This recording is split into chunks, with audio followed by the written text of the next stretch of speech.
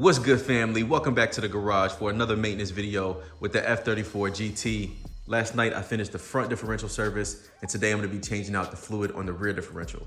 Still got my splash guard out, so I was missing a couple screws. I'm gonna pick some of those up. And while we still have the car up in the air, I'm gonna go ahead and do the rear diff.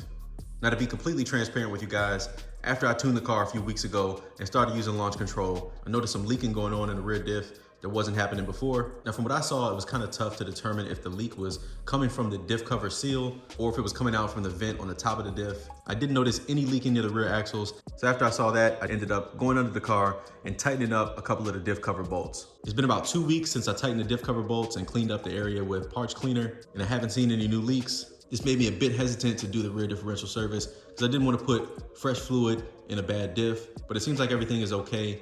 From factory, these cars come with an open diff and it does have a vent on top, and it seems like fumes and or diff oil can sometimes leak from that vent. So we're gonna go ahead and change the fluid out and keep it pushing until we see any more issues. All right, so to complete this job, you're gonna need a couple ratchets. I got my quarter drive, my 3/8 drive, my half drive, and a half drive torque wrench, and E12 to take off the harmonic dampener. Of course, we got our genuine G1 BMW axle oil for the rear diffs. This is for factory open diffs. The M Performance limited slip differential takes different oil. We got a new drain/fill plug. The regular diffs from BMW only have one, so you're forced to siphon it out. So I got this adapter from FCP Euro, so we can get down in the diff and siphon out as much fluid as possible. While you're down there, if you want to make sure the diff cover bolts are tightened like I did, you're going to want a T55, 14 mil Hexa Allen for the drain/fill plug itself. And that's really all you need for most BMWs with this rear diff. However, some cars like the F34, the F31, and I think maybe some of the convertibles also have some bracing underneath that needs to be taken off. And for that, you're gonna need a T60, a T50, and a 13 mil socket with an extension. And I can't forget my little manual fluid extractor pump. All right, so we're under the rear of the car here, and I'll show you the bracing we need to remove first. So we gotta remove these two. Here's two T60s for that. There's another one down here on either side, accessible right next to the jacking point. There'll be another T60 right at the end of that, right on the inside of the wheel. Then you got this bracing right here. And in the middle of that, there's 6 T50s.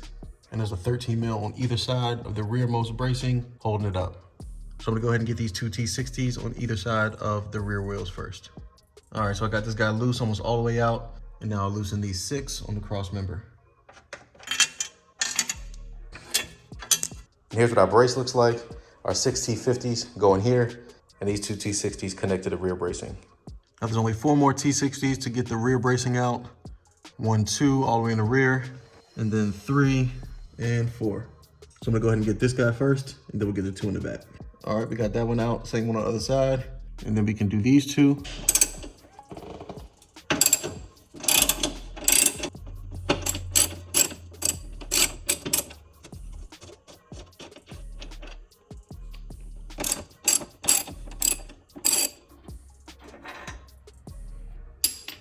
All right, so the only thing holding this rear bracing in now is this 13 mil for this little hanger, identical one on this side. And then the bracing can slide out from under the plastic trays towards the rear of the car. Here's what the full bracing looks like. 2 T60s at the bottom, 2 13 mil in the hangers, T60s, T50s.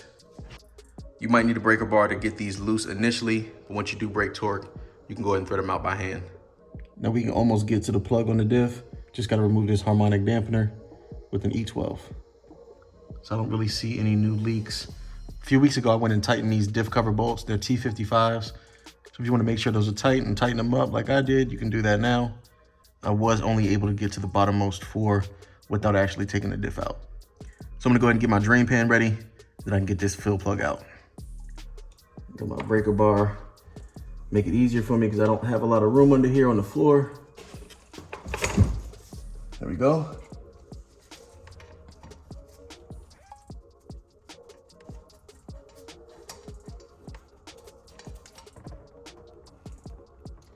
So obviously the leak wasn't that bad. I'm gonna go ahead and let that drip, and then we can siphon the rest out. All right, so I got my little adapter attached to my fluid extractor. I'm gonna go ahead and stick this in. Get some of this old fluid out.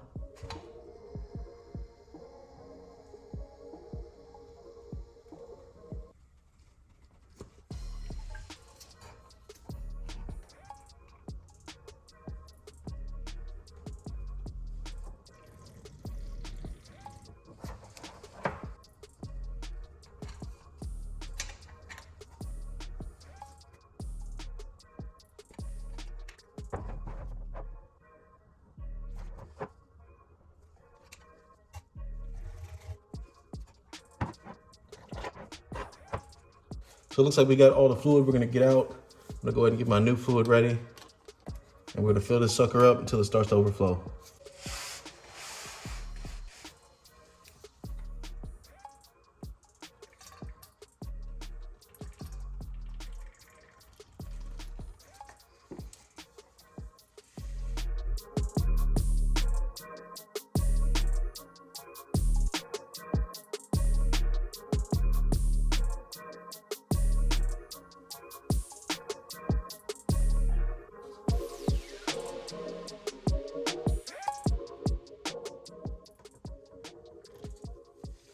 And she's starting to pour out.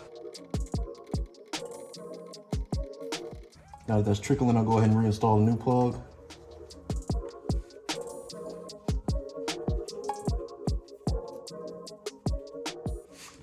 We're gonna tighten this guy down to 60 Newton meters.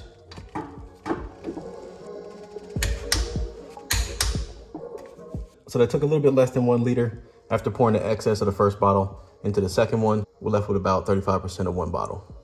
Now to just clean this area up with some parts cleaner, put everything back together, and we're all done.